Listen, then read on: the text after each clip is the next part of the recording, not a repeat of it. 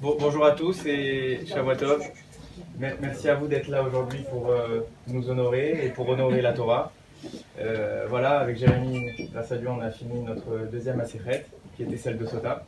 Ça vient couronner 2 ans et 3 mois de travail. Alors, ça met un peu de temps.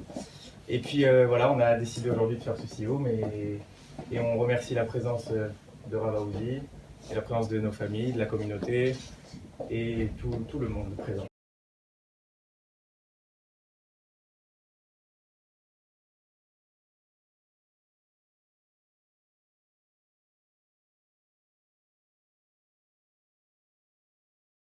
Le Talmud, c'est l'œuvre d'étude fondamentale du judaïsme.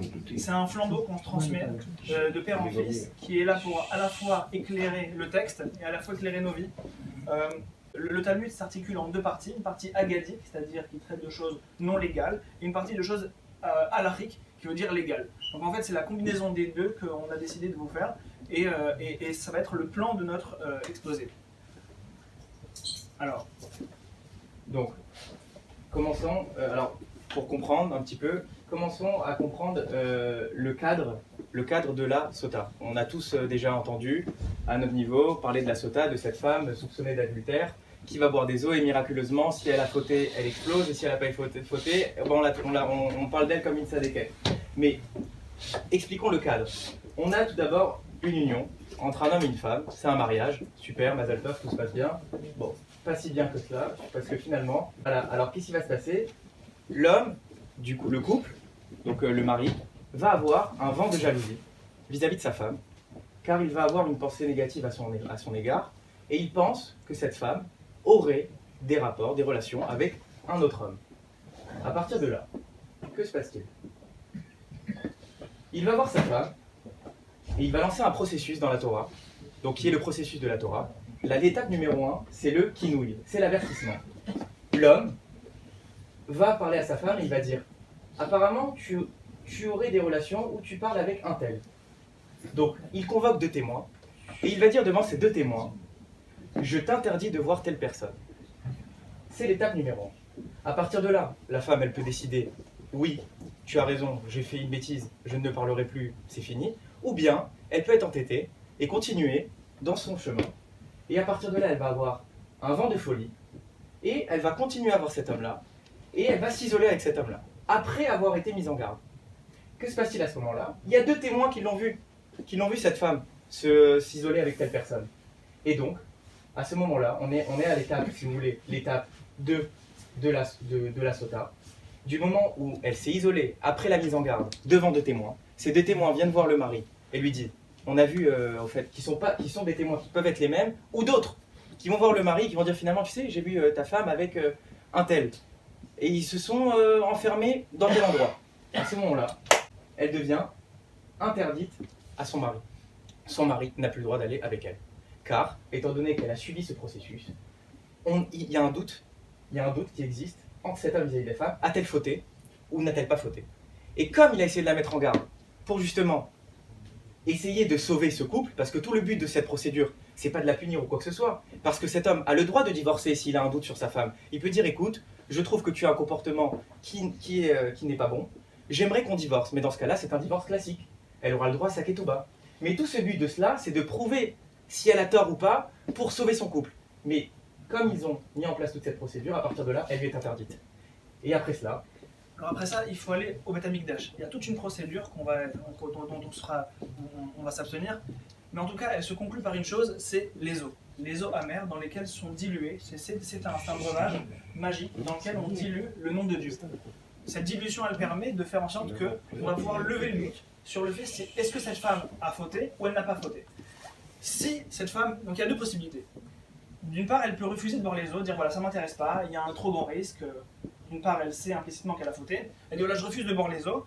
Et alors à ce moment-là, qu'est-ce qui se passe? Il y a un divorce en ketouba. Elle est interdite à son mari et à l'amant, entre guillemets l'adultère. Et elle est à la fois divorcée et sa ketouba, elle l'est perdue. Elle a une deuxième possibilité, c'est de dire ok, je choisis de boire les eaux. Alors soit elle est innocente, elle a raison, et à ce moment-là, elle a une bénédiction, elle est disculpée de cette suspicion. Mais dans un cas, le cas qu'on voit ici, le cas où elle est coupable, c'est un cas qui est assez extraordinaire parce que cette femme-là, elle est effrontée au point de dire « je veux boire », et elle sait qu'elle est coupable. Elle est au courant. Donc au final, qu'est-ce qui se passe? Malheureusement, il y a une punition qui arrive, qui est immédiate, c'est une punition divine, c'est la peine de mort. Cette effronterie couplée à son manque de valeur fait que, de manière divine, après l'absorption des eaux, elle va mourir. Sachez que son conjoint, entre guillemets, l'adultère, va mourir lui aussi en même temps. Alors, maintenant qu'on a fait les présentations avec qu'est-ce que c'est la sota, maintenant il faut savoir que nous, on ne peut pas inventer des concepts. Ces concepts, on les trouve dans la Torah.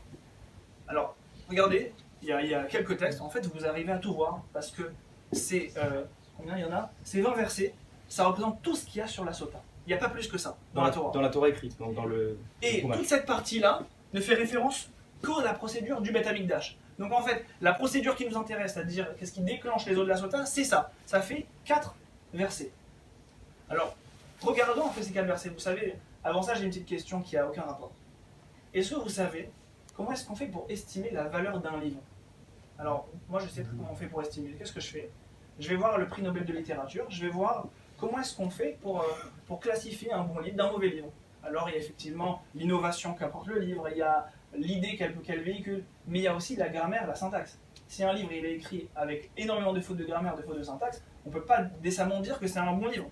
Alors, regardons un peu le texte, qui est le livre le plus vendu. Il est marqué dans le passouk Daber va Martha. Pour ceux qui ne sont pas hébraïsants, ça veut dire parle et tu diras. On est d'accord que c'est une redondance. Techniquement, c'est pas ce qu'on fait de mieux en termes de littérature. Elle, béni Israël, Aléem. Aux enfants d'Israël, Aléem. Le sujet de la phrase, c'est encore le même.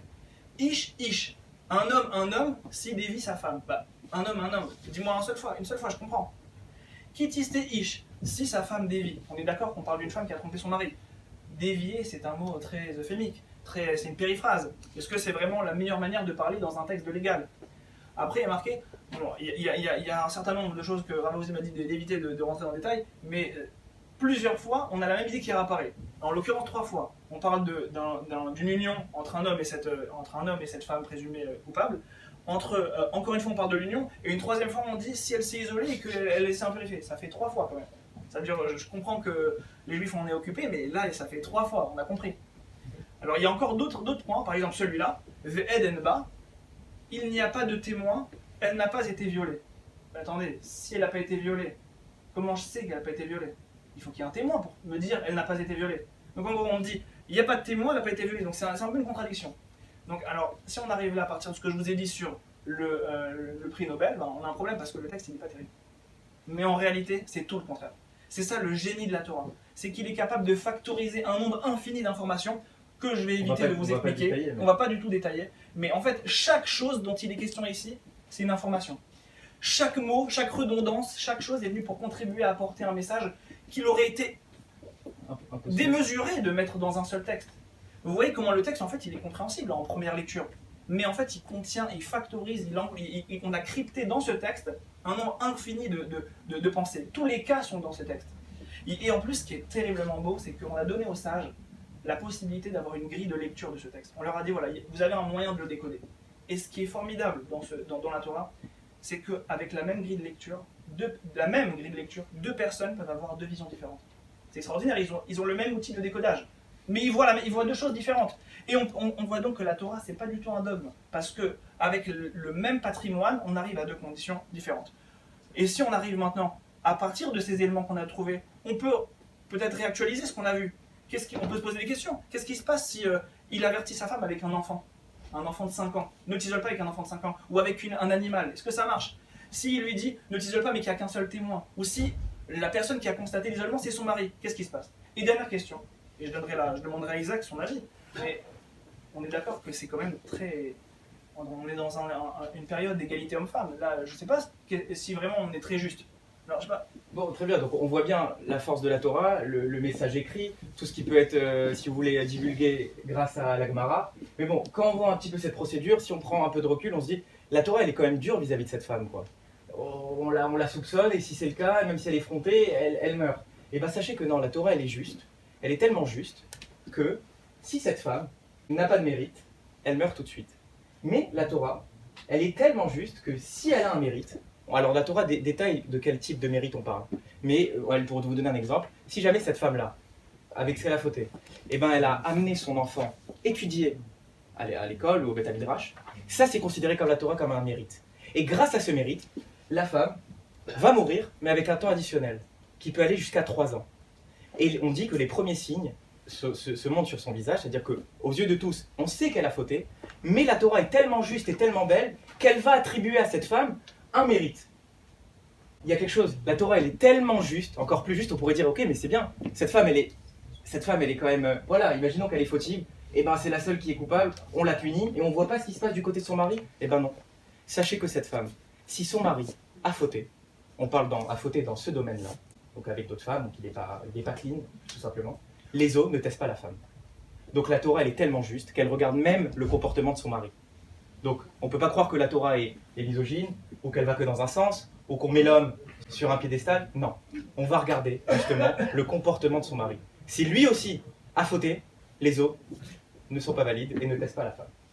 Donc on comprend à travers tout ce processus, bon il y a plein d'enseignements qui sortent mais on va pas s'attarder là-dessus, que finalement tout le rôle de tout cela, c'est de travailler sur son comportement.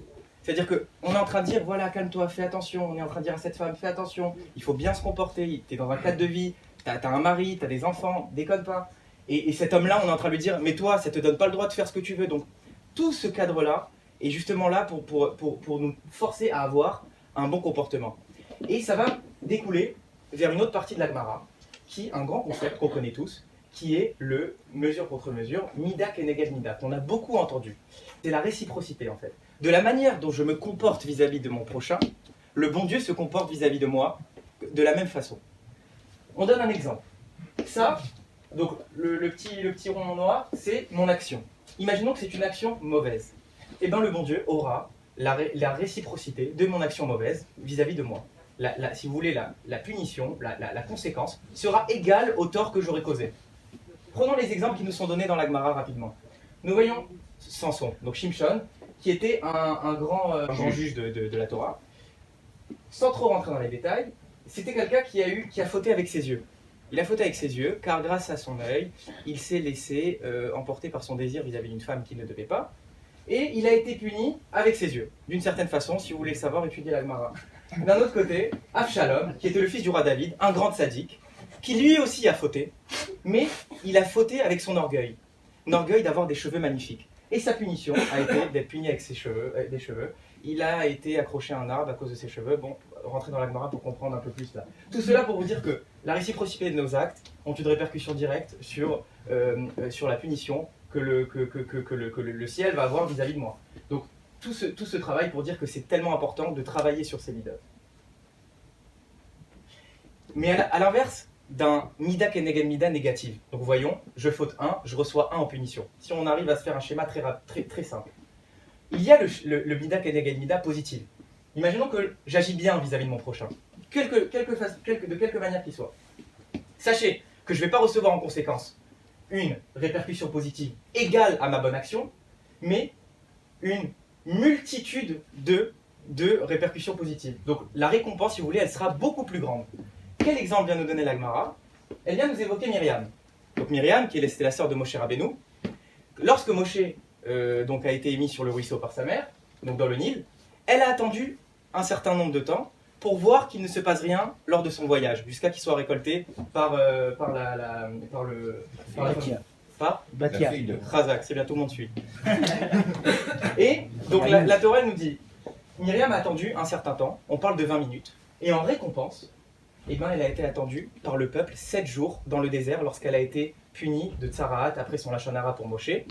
Donc on a 600 000 personnes qui ont attendu chacun une semaine qu'elle puisse guérir. Donc on voit bien que 20 minutes de bonne action ont une répercussion de 7 jours de bonne action vis-à-vis de nous. Ça vaut le coup de bien se comporter. Ça devrait être un élément motivateur de vouloir agir bien.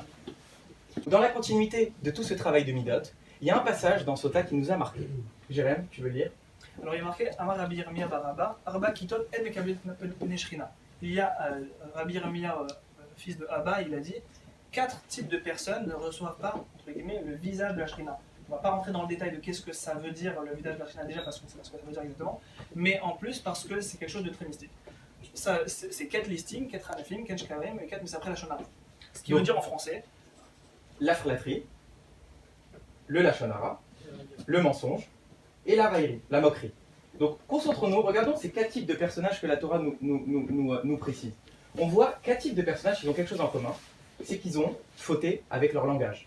Okay. Les 4 types de personnes fautent avec leur langue. Rav Dessler, dans Mirtav Meliaou, il nous donne une approche très belle de ce qu'on peut en tirer comme enseignement derrière ces 4 types de personnages qui ont fauté dans ces fautes-là.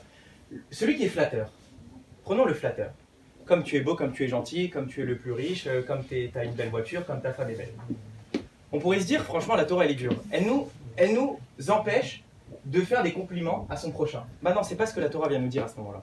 Quand la Torah nous interdit de flatter son prochain, elle vient nous dire justement qu'il faut ne pas flatter son prochain dans un but personnel, pour avoir une meilleure place dans la société, pour avoir un rang, pour atteindre, je sais pas, la fille de quelqu'un ou quoi que ce soit. Ça veut dire flatter quelqu'un qui n'aurait pas une bonne répercussion, ou flatter sur les fautes de quelqu'un. Je sais qu'une personne est influente, en politique ou n'importe où, je sais qu'elle se comporte mal, mais je vais lui dire bravo pour ce que tu as dit hier dans ton meeting ou quoi que ce soit, sachant que je sais pertinemment que c'est pas bon, et c'est pas vrai. Et donc cette personne, pour se sentir existant, elle a un sentiment d'infériorité. Celui qui fait du Lachon Hara, on connaît tous malheureusement les fléaux du Lachon Hara, c'est à l'inverse, quelqu'un qui est plein de gahava, qui a un problème d'orgueil, qui se sent supérieur à l'autre et qui permet de juger facilement les autres. Celui qui est mensonger, qui s'invente une vie, eh ben, c'est des gens qui sont dans le déni de réalité. Et enfin, celui qui raille et qui moque, il est tellement futile et immature que cette personne-là, eh ben, finalement, elle ne peut pas se concentrer sur le vrai rôle. Donc tout ça pour dire que les 4 personnages, qu'est-ce que veut nous dire la Torah quand elle nous dit qu'on n'aura pas sur nous de percevoir la présence divine? C'est que le rôle de chaque homme, c'est de travailler sur ses midotes dans le but de s'approcher d'Hachem, grâce à la Torah ou mitzvot. Mais si on a en nous des mauvaises midotes, comme la flatterie, le lachon hara, le mensonge ou la raillerie, et ben tout ceci sont des traits de caractère qui nous éloignent de la présence divine. Et en fait, malheureusement, on a tous un petit peu de ces 4 catégories et on n'est pas le produit d'une leçon. Mais ce qui veut dire, c'est qu'on a vraiment du pain sur la planche et il faut s'intéresser et comprendre quelle est la définition exacte de chacun de ces critères pour se les approprier et essayer de comprendre, essayer de réparer. Alors, on a dit qu'il y avait 2 types d'enseignements. Il y avait les enseignements légaux et les enseignements non légaux. Alors, vous avez capté la vanne, bravo. En fait, notamment, on va parler du... En fait, on a été très désemparés, parce que le traité Sota, il parle énormément de Haggadah, donc de choses non légales. Mais en fait, il y a un problème, c'est que quand on étudie des choses non légales, on a du mal à savoir qu'est-ce que le texte attend de moi. Il veut quoi le texte? Il me demande quoi? C'est quoi ce qu'il me dit? Je vous donne un exemple, c'est l'exemple que donne Rav Rothenberg. Il dit, il dit, mon sac, il pesait 1 tonne. Alors, j'ai 2 manières de voir ce qu'il veut dire. Soit je dis, il veut vraiment dire que son sac pesait 1 vraie tonne. À ce moment-là, il est bodybuilder, il a vraiment un problème. Ou bien, il veut me dire qu'il était lourd. Et la description de 1 tonne, ça ne veut pas vraiment dire que ça faisait 1 tonne. Et quand on lit une Haggadah, on a besoin de savoir qu'est-ce que veut me dire la Gemara. Alors en général, on ne peut pas non plus dire non, il faut s'éloigner à 100% du sens littéral et rentrer dans la mystique et dire et on va faire la gématria de toutes les lettres et on va obtenir une idée. Non, il faut essayer de faire un lien entre la valeur littérale et la valeur symbolique. Alors, ce que je vous invite à faire, c'est regardons cette histoire. C'est l'histoire de Shimshon. Brièvement, je vous l'explique. Shimshon, il est poursuivi par les Philistins à Gaza. Il est poursuivi. Lui, il est en train de dormir. Les Gazaouis, les Philistins, ils se mettent autour de sa résidence et ils disent voilà, on va attendre qu'il se réveille et dès qu'il va se réveiller, on va le tuer. Lui, qu'est-ce qu'il fait? Il se réveille à Khatzot. Il dit bon, eux, ils sont en train de faire un siège. Moi, j'en ai rien à faire. Il attrape les portes de la ville. Les portes de la ville. Il les met sur son dos. Il part avec les portes de la ville. Ça veut dire non seulement il casse le siège, mais en plus il part avec les portes de la ville. Et qu'est-ce qu'il fait? Il monte au sommet d'une montagne, il les pose sur une montagne. Maintenant, Talmud, ça c'est l'histoire telle qu'elle est écrite dans la Torah. Le Talmud, le Talmud lui vient et il nous apprend une chose, il nous dit la taille, les dimensions des portes de Gaza, on a une donnée statistique, c'est quoi? C'est qu'elles mesurent au minimum 60 amot. Ça veut dire 30 mètres. Et on dit, puisqu'il a porté sur son dos, et que le texte a l'air de dire que c'est vraiment son dos lui-même, alors j'en déduis que les épaules de Samson font 30 mètres. Je vois des esprits dubitatifs, vous avez le droit, mais pour l'instant c'est ce que dit la Gemara. J'ai pas le droit de dire que c'est n'importe quoi. Alors je vais regarder, est-ce qu'il y a des gens qui pensent réellement que c'est ça le sens tel qu'on doit le comprendre en première idée? Alors en première idée, ce qu'on voit c'est qu'il y a une réciprocité. La taille des portes c'est 60, lui il doit faire 60 de large. Alors on a Rashi, tel qu'il est décrit dans le Mitra Sota, tel qu'il est expliqué, il dit voilà, on dit la plus petite des portes faisait 60 amas. Ce qui veut dire que, donc 30 mètres, la plus petite des portes faisait 30 mètres. Donc il y a bien des portes qui faisaient plus que 30 mètres.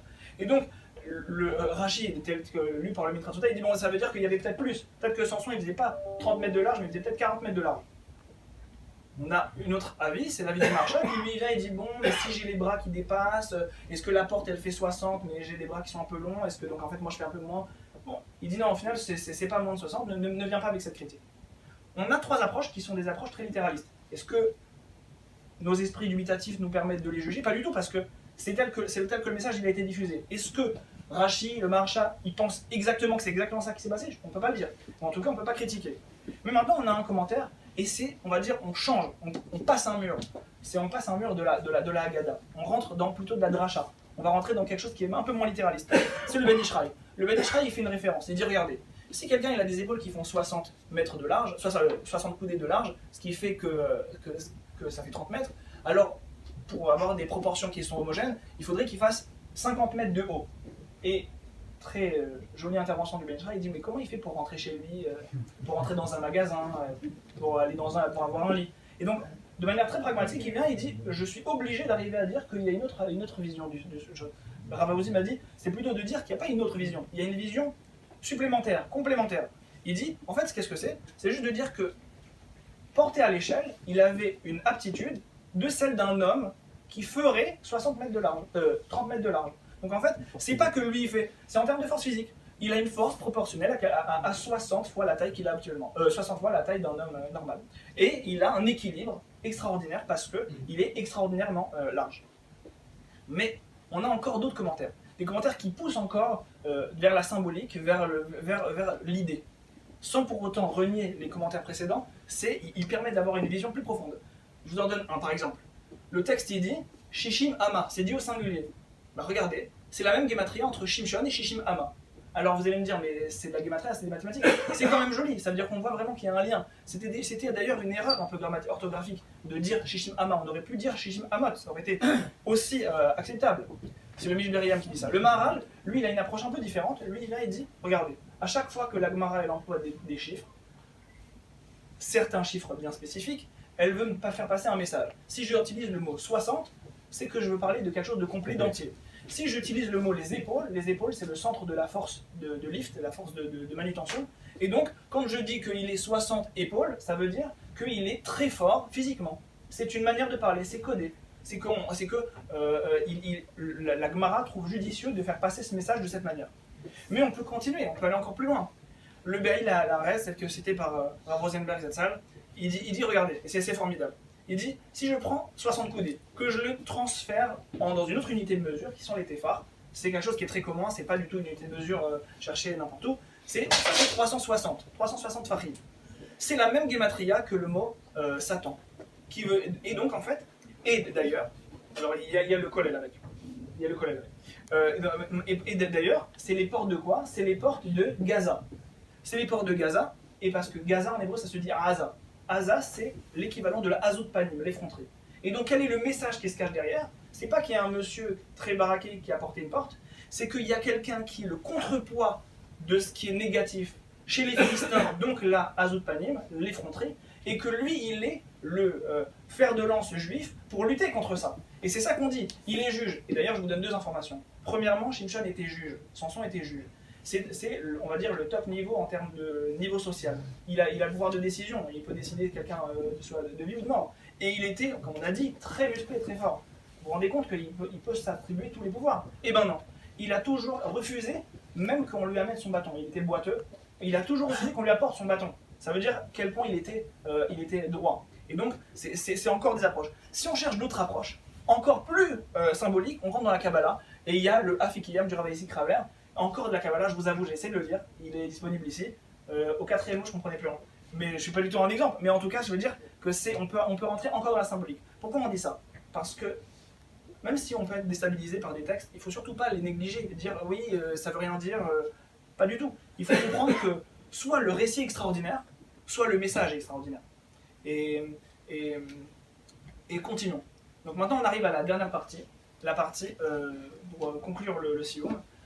Donc avant de conclure à proprement parler, je vais laisser Isaac faire un bilan des dernières pages. Voilà, donc si on voit à peu près la ligne conductrice de cette macérette, on voit le cas de la sota, et on voit après toutes les midotes que la Gemara essaye de nous mettre en valeur, dans la mesure où il faut se corriger pour atteindre, si vous voulez, le niveau de se rapprocher d'Akadosh Baruch Hu.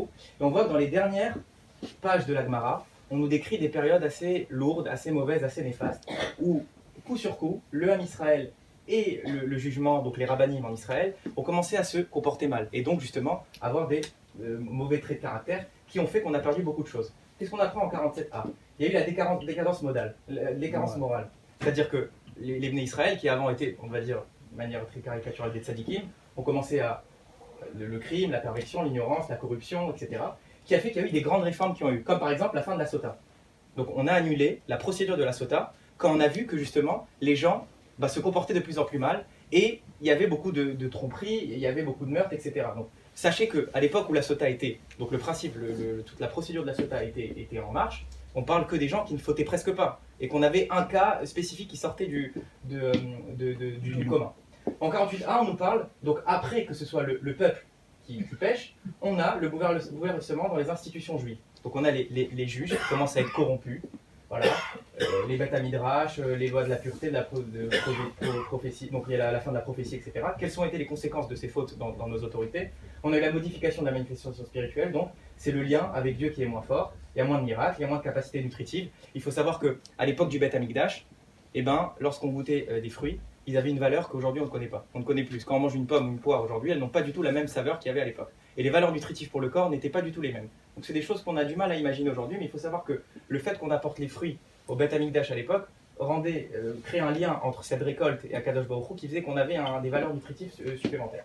Et donc après la faute des Bnei Israël, après la faute des juges, on a justement un système global malheureusement des fautes qu'il y a eu, et donc la fin du Beth Amikdash et tout ceci.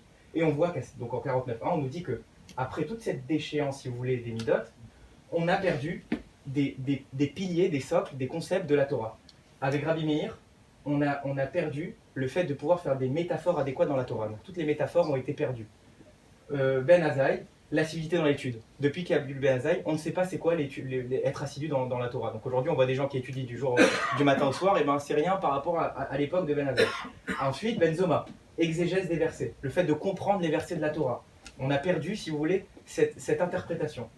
Et après la perte de Rabbi Akiva, on a perdu l'honneur de la Torah. Donc ce sont des principes très forts qui doivent nous parler de près ou de loin. On dit que voilà, aujourd'hui on est dans une période difficile où il y a des problèmes moraux qui ont amené aujourd'hui à cette déchéance des midot. Alors, comme on voit ici, il y a un lien entre le contexte et les midot. En fait, les midot créent un contexte, donc la destruction du Beth Amikdash. La destruction du Beth Amikdash crée un contexte qui nous empêche de nous approcher d'Hachem, donc détériore nos midot. Et c'est ça en fait le sens de la dernière phrase de la Gemara. Alors, il y a encore une fois toute une liste de rabbanim qui sont décédés et qui sont partis avec eux avec des midot sublimes. Et la dernière phrase, c'est Mishemet Rabbi, donc on parle de Rabbi Yehuda Hanassi, Batla Anava Viratret. Il y a deux choses qui ont disparu lors de la mort de Rabbi Yehuda Hanassi. C'est à la fois la Anava, donc l'humilité, et à la fois la crainte de la faute. Alors, c'est-à-dire que lui-même, tout seul, il a fait disparaître ces deux concepts. Alors, je remercie le rabbin Soussan qui est ici, avec qui j'ai eu l'occasion de regarder ce que dit le rabbi sur le sujet. Et il dit Amar le Rav Yosef le Tana, l'otiti Anava de Ikarana. Il dit, Rav Yosef, il vient et dit ah oui, c'est vrai, l'humilité, ça a disparu. Ah, c'est étonnant parce que moi, je suis hyper humble. C'est étonnant, pour l'instant on ne comprend pas, mais attendez, il y en a un autre qui arrive, Amarle Rav Nachman, le grand tzaddik Rav Nachman, il vient et dit L'Etana Lotiti Iratret, vous pensez vraiment que la crainte d'Hachem a disparu? Mais pourtant je suis là. Et donc ça veut dire, les deux ils viennent et ils disent moi je suis un exemple de cette mida, pourquoi est-ce qu'on dit que ça a disparu à ce moment-là? Alors je ne sais pas si vous voyez le contraste entre c'est la phrase, surtout au sujet de la Nava. Non, en réalité c'est l'idée transversale de toute la Gemara, de tout Sota. Elle se retrouve par exemple, cette idée sur la Nava. C'est que nous, quand on voit le mot Nava, on pense à quoi? On pense à un monsieur misérable, tout qui reste dans un coin, qui ne demanderait à personne. Parce que nous, on a envie de croire, on a envie de redéfinir. Plutôt que de se changer nous-mêmes, on va redéfinir des concepts. Cette femme-là, vous savez ce que ça veut dire, Sota? Sota, ça veut dire déviation. Vous prenez un angle, vous faites une petite déviation au début, mais à très long terme, ça fera une énorme déviation. Cette femme-là, au début, elle va juste redéfinir. Elle dit, mais je ne suis pas en train de le flirter, je suis en train de lui parler. Mais je suis pas en train de... Et au final, en redéfinissant, et ben on change toutes les valeurs morales. C'est pareil. Là, nous, on est en train de voir, on avait envie de rigoler, de se dire, la Hanava nous a quittés. Mais pas du tout. Pas du tout. La Hanava, c'est quoi? La Hanava, telle que... Et c'est pour ça qu'on a besoin, c'est pour ça exactement qu'on a besoin de la Torah. C'est pour ça qu'on a besoin de... Pardon? Exactement. C'est pour ça qu'on a besoin de la Gemara. C'est pour ça qu'on a besoin des Mefarshim. C'est pour comprendre que nous, ces concepts-là, ils nous sont étrangers. Les concepts de pudeur, les concepts de légèreté, les concepts d'humilité ou de colère, comme ils sont évoqués dans toute la Gemara, pour nous, en vrai, ils sont étrangers. On a envie d'associer des idées telles qu'on les perçoit dans la société. Mais en réalité, on n'arrive à rien, puisque la société, elle les a fait dévier pour s'en accommoder. Et donc c'est ça tout ce qu'on veut vous montrer, c'est que, de la même manière que dans le texte de la Torah, on peut avoir une première lecture et se dire, mince, ben le texte, il a l'air bizarre, alors qu'en fait, il est riche, il est crypté, il est merveilleux. On peut regarder en regardant des agadotes et se dire, un monsieur de 30 mètres, c'est bizarre. Mais en réalité, qu'est-ce qu'il faut faire? Il faut regarder, il faut aller au fond. C'est en fait, on ne donne pas du cadeau de la Torah en n'allant pas au fond des choses pour se dire, mais qu'est-ce que ça veut vraiment dire? Et bien là, c'est pareil. Là, en avant, on a l'air de rigoler en se disant, lui, il dit, ben moi, oui, moi, je suis faible. Ben, pas du tout, c'est pas ça qu'il dit. Parce que lui, il redéfinit le concept de la Nava. Lui, il dit, mais vous savez ce que c'est la Nava? La Nava, c'est de savoir qui on est, mais qu'on ne doit pas tirer profit de cela. Il dit, voilà, moi je connais mon niveau. Moshe Rabbeinu, il connaissait son niveau, sauf qu'il ne tirait pas profit. Shimshon, il connaissait son niveau, mais il n'a jamais demandé qu'on lui amène un bâton. Et donc, je pense que c'est ça qu'on doit prendre. Laisserai Isaac dire un mot s'il veut rajouter, mais je pense que c'est ça qu'on doit apprendre sur nous. C'est de se dire que cette fin de Gemara, alors que pendant 3 pages, on a parlé, c'était un peu rastratique, je vous avoue, de la décadence du Ham Israël, on nous apprend qu'en réalité, bah non, ça n'a pas disparu. Ça n'a pas disparu. Si on redéfinit bien, eh ben on voit qu'on a une manière de se guider dans cette recherche. On a une manière de se dire, bah, qu'est-ce que c'est la Nava? Je me renseigne, je m'approche, et je vais retrouver ce concept. Et c'est ça, entre guillemets, la lueur d'espoir qui reste à la lecture de la fin de cette Gemara, qui termine par un homme et une femme qui se négligent l'un l'autre, en se disant qu'en fait non, il faut être capable de mettre un nom sur les problèmes, et c'est en mettant un nom sur les problèmes qu'on arrive à mettre un nom sur les solutions, et se dire que le travail des midotes passe aussi par la Gemara. Donc étudions et arrivons à travailler nos midotes. Bon, donc on a terminé. Adran Alar, Egla Rufa, Salam, Mesala Sota, Egla Rufa, Salam, Mesala Sota, Pardon? Oui, le Kaddish.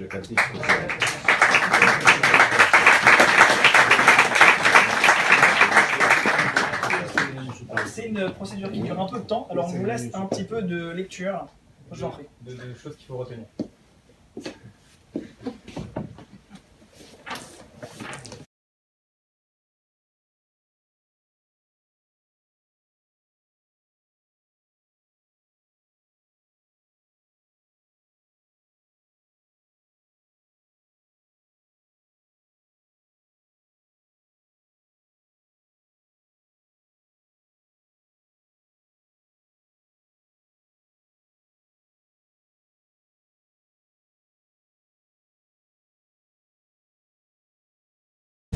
Alors, Rabotai, un grand Mazatov à Jérémy et à Yitzhak pour voilà, j'ai déjà vu plus ou moins, parce que là je dois partir, mais alors j'ai déjà vu plus ou moins le travail qui a été fait. C'est un travail exceptionnel, incroyable, qu'on vient d'entendre.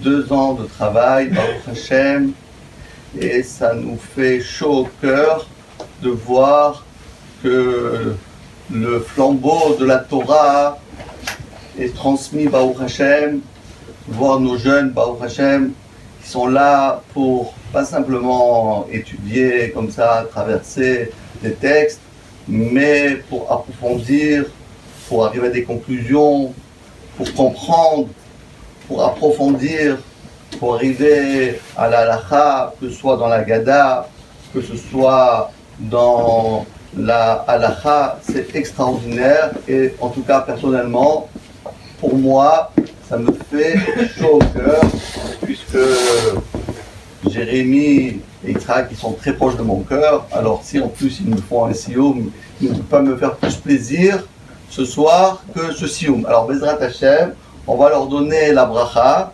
Le Bezrat Hashem ne va pas attendre encore 2 ans et quelques mois. Bezrat Hashem, l'année prochaine, il nous fait un point sur Bezrat Hashem, Masechet, Souka. Voilà, on leur a proposé de leur faire Souka.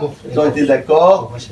Alors maintenant, et c'est intéressant que Masechet Sota, elle a 49 dapim, même tête dapim. Alors ce chiffre-là, vous le connaissez tous, puisque ce sont les 49 degrés de Tahara. Rappelez-vous, les béné Israël en Égypte, ils étaient dans les 49 degrés d'impureté, et il a fallu 49 jours pour arriver à sortir d'Égypte et arriver à Matan Torah. Il a fallu 49 jours, et à ce moment-là, ils ont atteint 49, alors ils ont compté 1, 2, 3, 48, 49 et 50, c'était Matan Torah. Baruch Hashem, aujourd'hui, Jérémie et Isaac, Baruch Hashem, ils sont arrivés 49, hop, ce soir c'est la Torah. Baruch Hashem, aujourd'hui c'est la Torah, puisque en fin de compte, ils ont été Mekayem, ce qu'on appelle de finir une Masechet de Gemara. Beaucoup de personnes commencent une Masechet, mais la terminer, c'est difficile. C'est difficile. Alors il y en a qui disent, bon, je vais prendre une petite Masechet, comme ça je vais finir. Alors qu'est-ce qu'ils choisissent? Masechet Orayot. Masechet on dit, ouais, c'est pas beaucoup, il y a 11 dapim, je commence. Mais en général, ceux qui commencent la plus petite, comme c'est la plus difficile, ils n'arrivent jamais à finir. Donc des fois, c'est mieux de prendre des grandes Masechetot, comme Masechet Sota, et Baruch Hashem, on prend le temps, on essaie de comprendre, etc. Mais ce soir, je voudrais rajouter encore un point, c'est ce que nous dit le Gaon de Vilna. Le Gaon de Vilna nous dit, rappelez-vous, on dit ça tous les Motsai Shabbat, Sha'arei Ora, Sha'arei Bracha, on le dit ça pendant les fêtes, les jours redoutables, en Shoshana et à Yom Kippour, qui sont dit Sha'arei Ora, Sha'arei Bracha, Sha'arei Gila, Sha'arei Ditza, Sha'arei Be'ah, Hod Ve'adar. Si on compte, il y en a 49. 49 Sha'arim.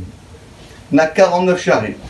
Alors, le Gaon de Vilna, qui était, comme son nom l'indique, un Gaon, un génie, il a fait le parallèle qu'il y a entre Sha'arei Ora, Sha'arei Bracha, Sha'arei Gila, par les degrés de sainteté pour arriver à Ruach HaKodesh.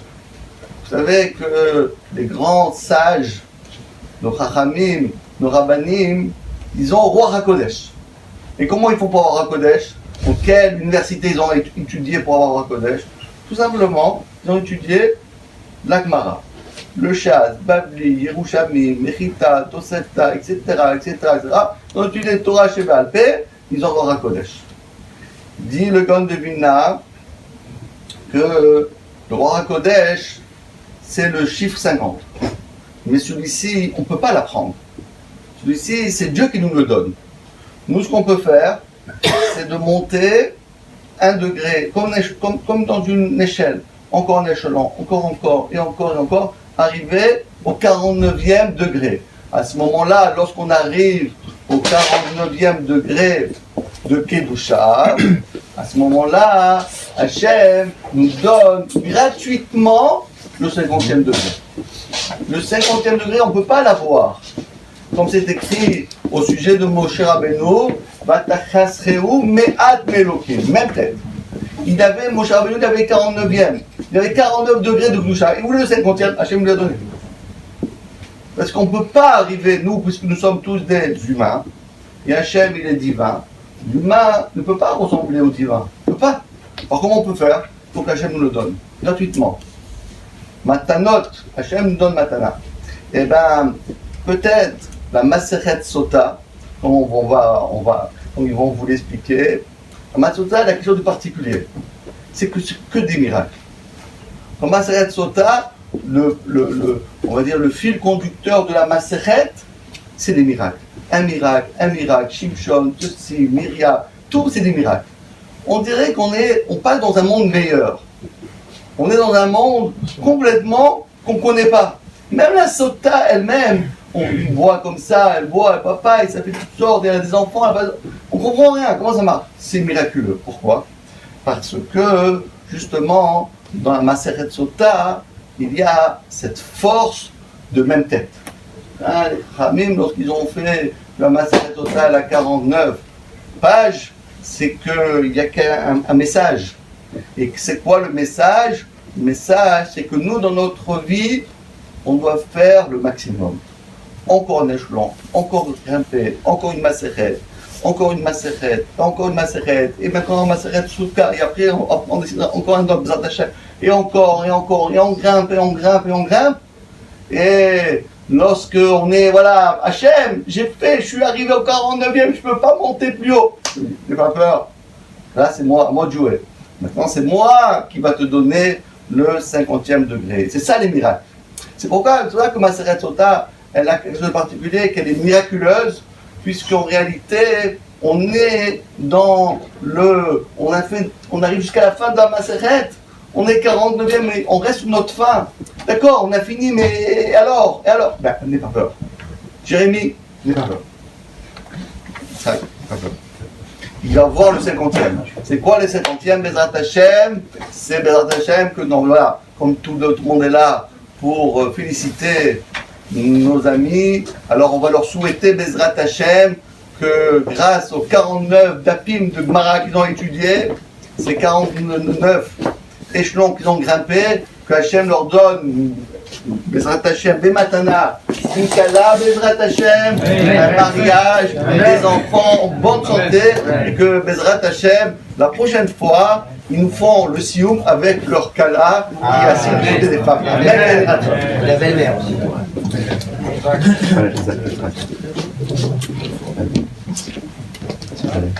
C'est bon? Non mais...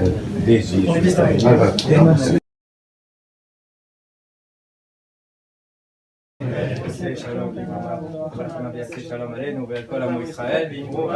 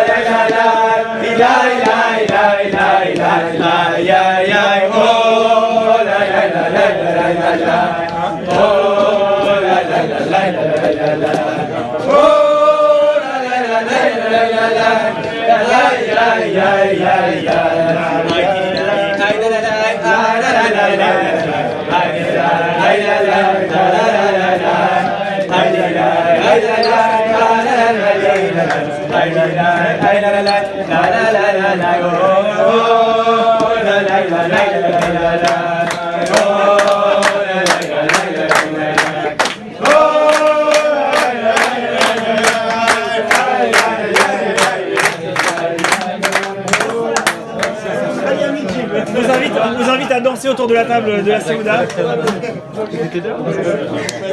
Merci à tous d'être venus. Venez manger, manger.